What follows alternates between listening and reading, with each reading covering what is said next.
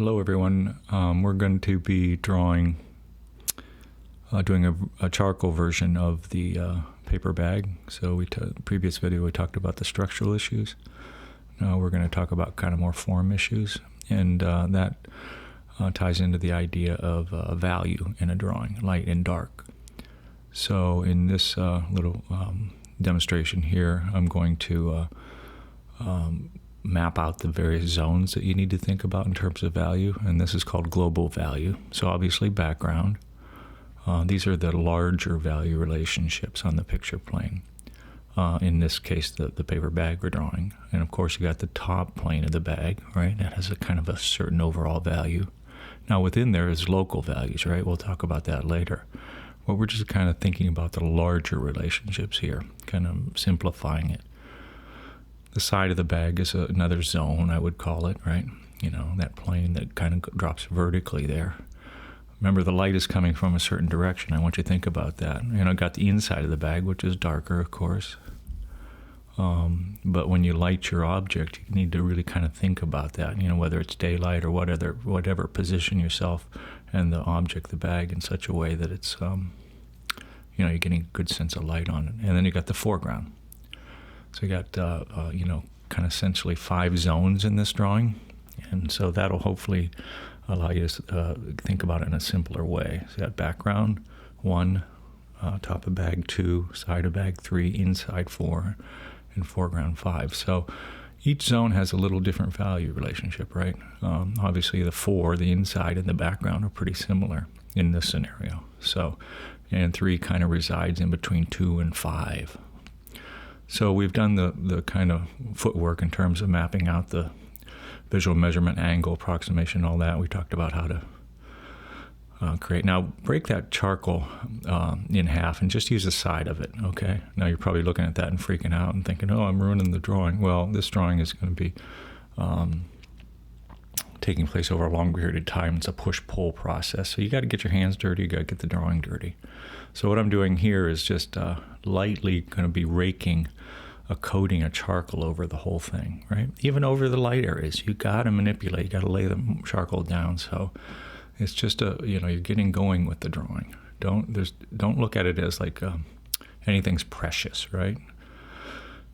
So the line drawing's still there, right? That charcoal line drawing is still there. So now we're starting to think about the overall relationships, those global values. And you got to kind of just, and don't be a perfectionist in terms of finishing one area perfectly, because it's an endless game of losing edges, gaining edges, losing edges, and gaining edges. So the main mission right now for you in this part of the drawing, by the way, I'm splitting this charcoal section up into 2 separate videos because it's about a 3-hour drawing I made here, sped up, of course. Yours will probably take a little longer, of course, and I didn't quite finish it either, so it takes a long time. So the main goal here is to get rid of those outlines, right? And to apply general value. So see how like the surface of the table is starting to emerge, right? Like we talked about that being pretty light there.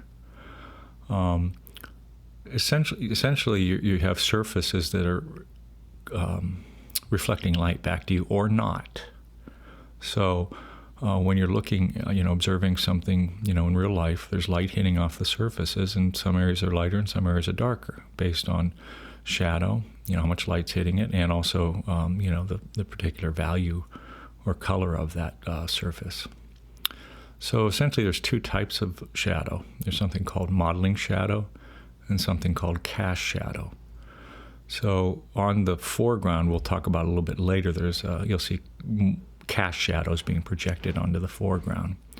Modeling shadows, on the other hand, are the things that occur in the form itself, right? That give the surface a sense of form. It models the form. So, so those are the only 2 types of shadows that are created. And a shadow is just a result of course, light not hitting a certain surface, right, or being shielded in a certain way. So the textural elements of the paper bag, which we'll get to a little bit later, are modeling shadows because it creates that sense of undulation on the surface, right?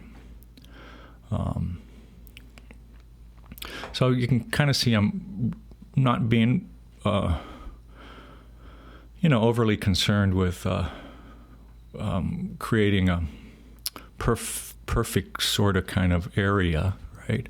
My main concern is to create a flow in the drawing, right? Create that idea of movement, of value transition across the whole picture plane. So, i.e., look at the background, dark, relatively speaking. It's not perfectly filled in, so what? The top surface of the bag, is light. Side of the bag, relatively speaking, dark. And foreground, relatively light. And then interior bag. So you can kind of jump, pretty quickly to the overall kind of vibe of the drawing as you develop it. Now, notice I'm pointing out there that I'm using the edge of the eraser to create edge up against that ruler. That's a technique that is really important, I think, in charcoal drawing, because it both gives a sense of form to the drawing because of value relationships. There I'm talking about the light hitting the top of the bag. That's a tricky little area over there where the transition is between the dark area and the light area. Generally speaking, halfway up the picture plane is where the foreground transitions subtly into the dark of the background, okay? So those corners, the edges of those forms get a little bit tricky in terms of navigating. Remember, you can't rely on outline, right? So you got to kind of just rely on either a dark edge or a light edge. And as I was talking about, the ruler is really important in that regard.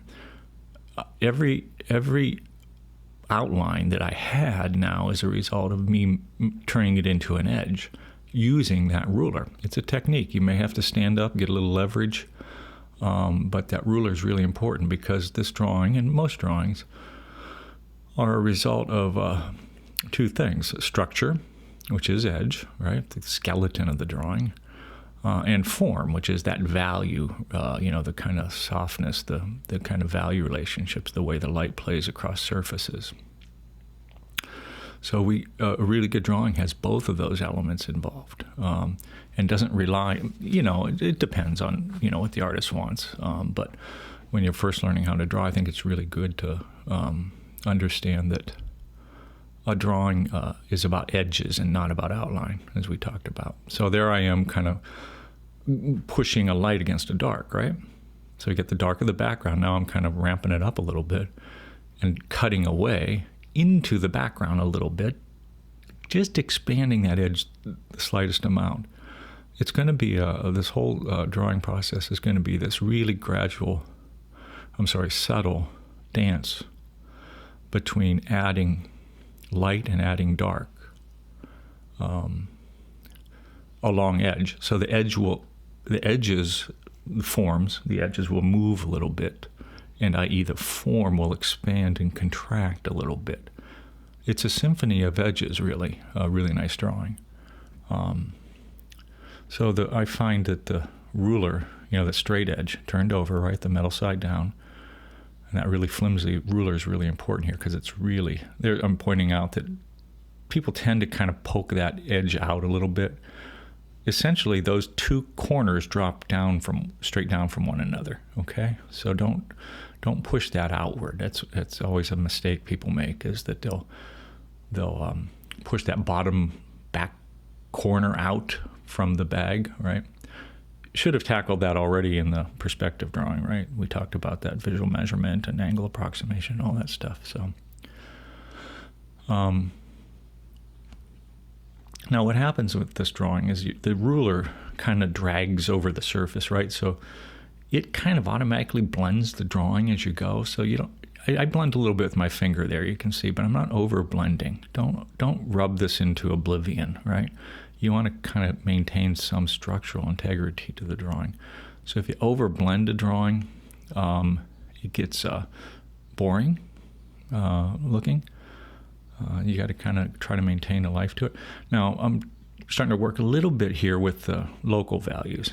That whole side of the bag has a muted value. It's darker than the top, obviously.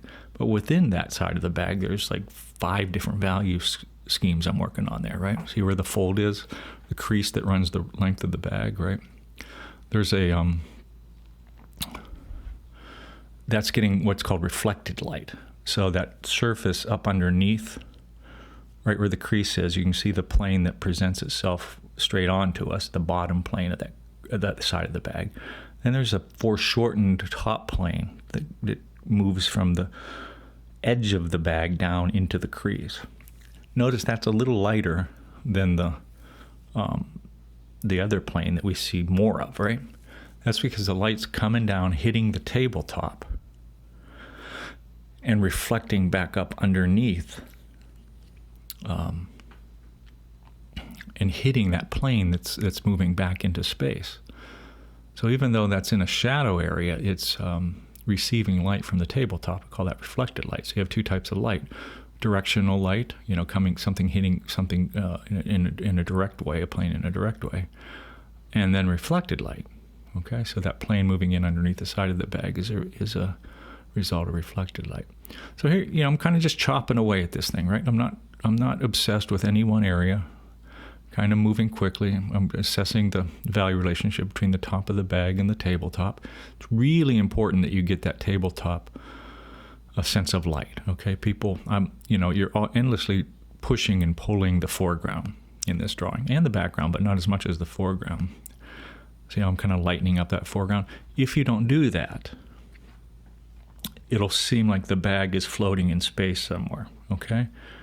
The only reason that feels like it's setting on a surface is because of value here, okay? The surface of the tabletop in the foreground is the same value as the surface of the top of the bag. Now, see, I'm kind of just that little angle there, kind of demonstrating a little bit of a cast shadow behind the bag there.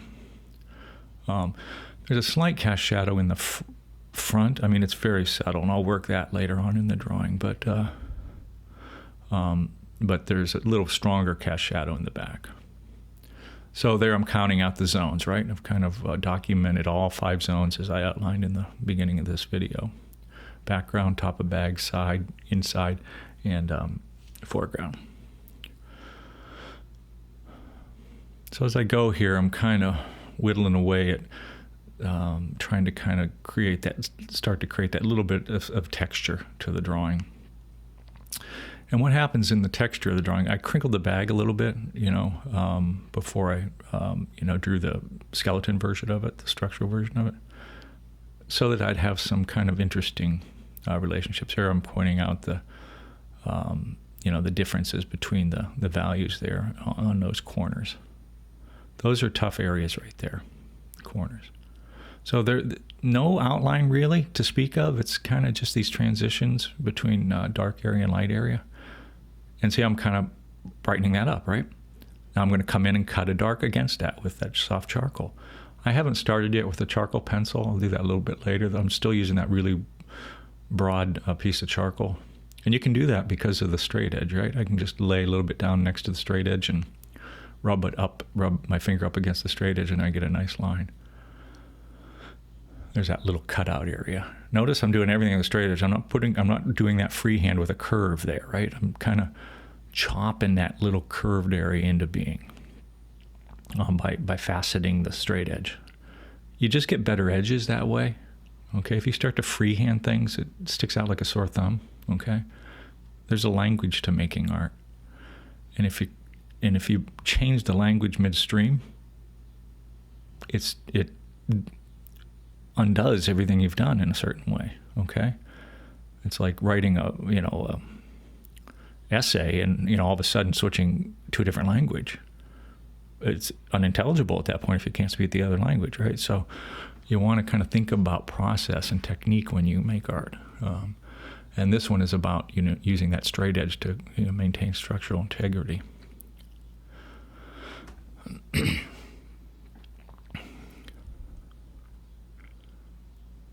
So you can kind of see the way the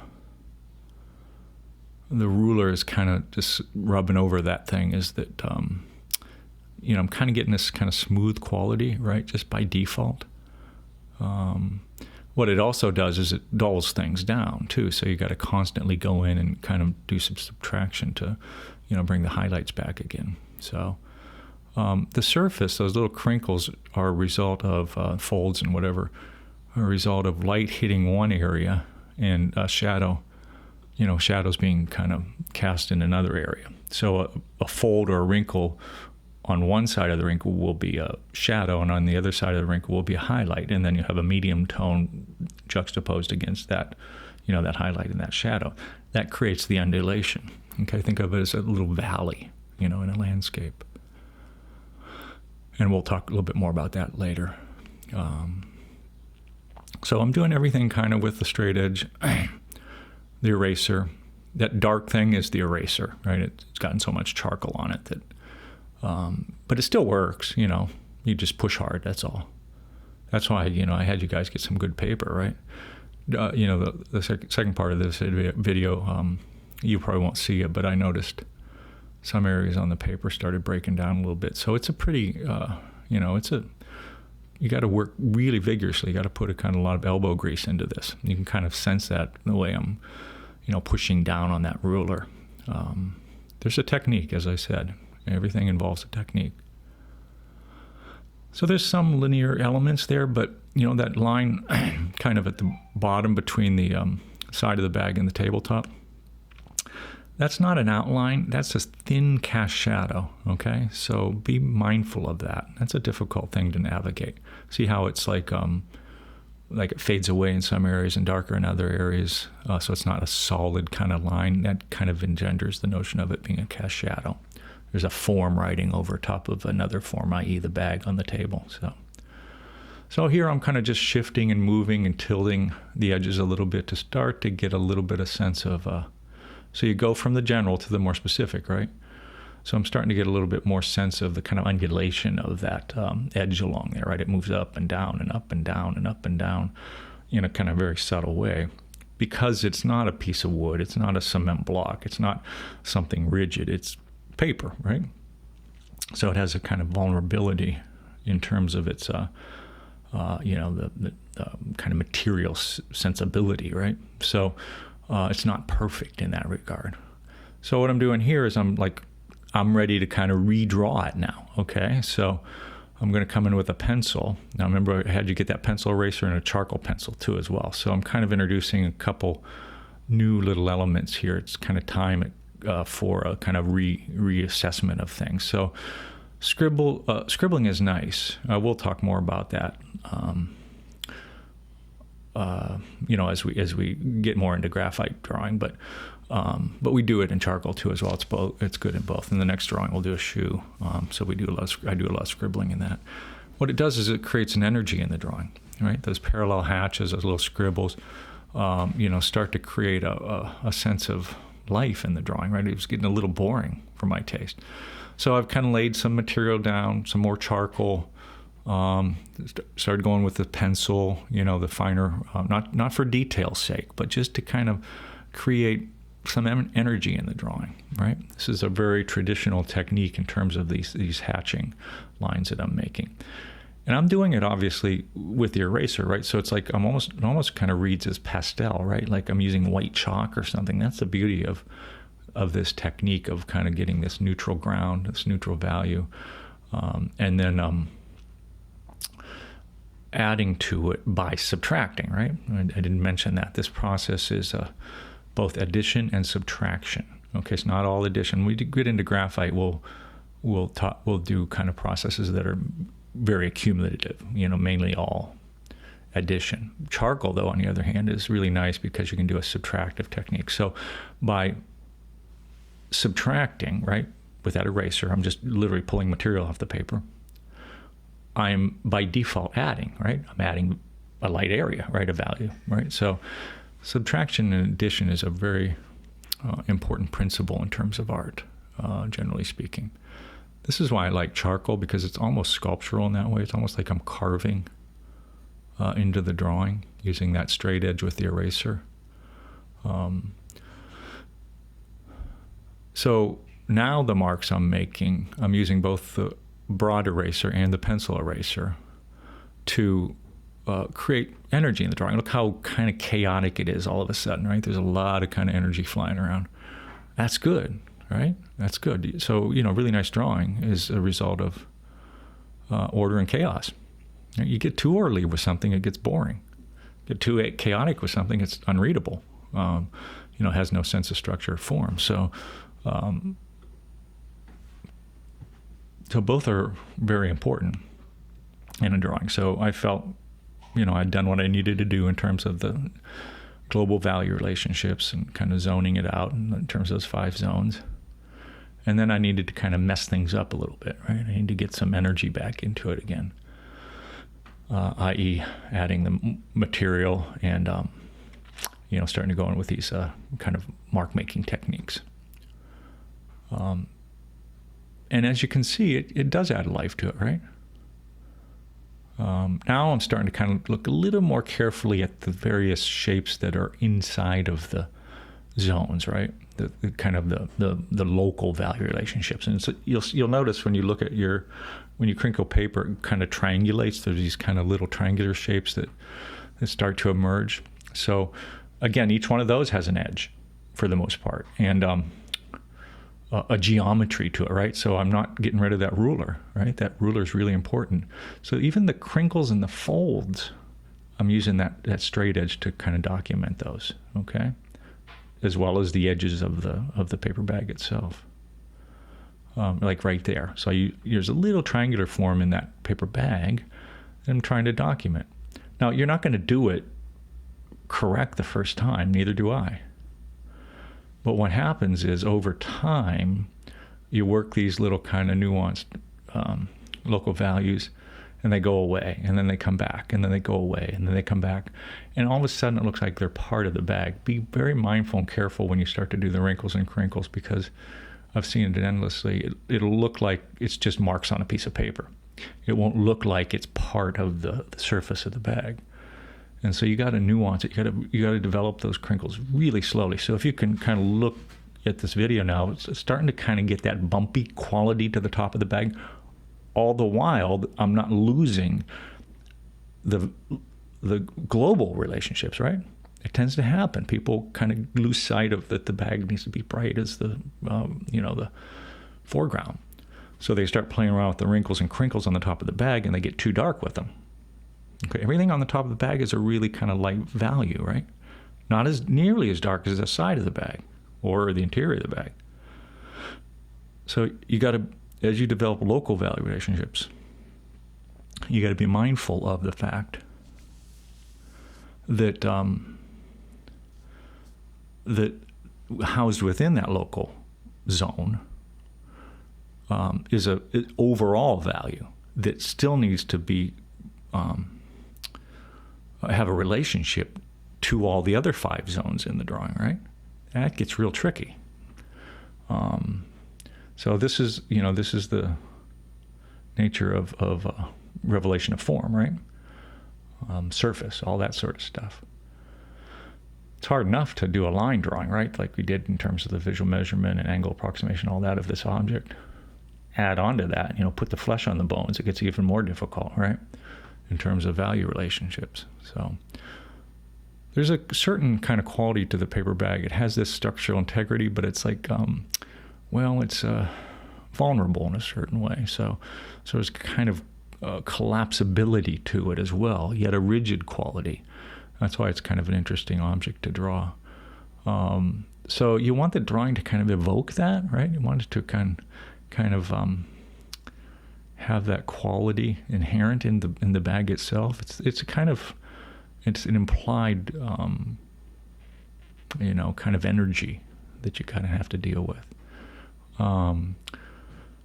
This is about the end of the first part of this video. So what I'll do is kind of wrap this up and then just kind of take off where start up where I took off on this. So for the second part of the charcoal drawing, we'll do some finishing touches on it.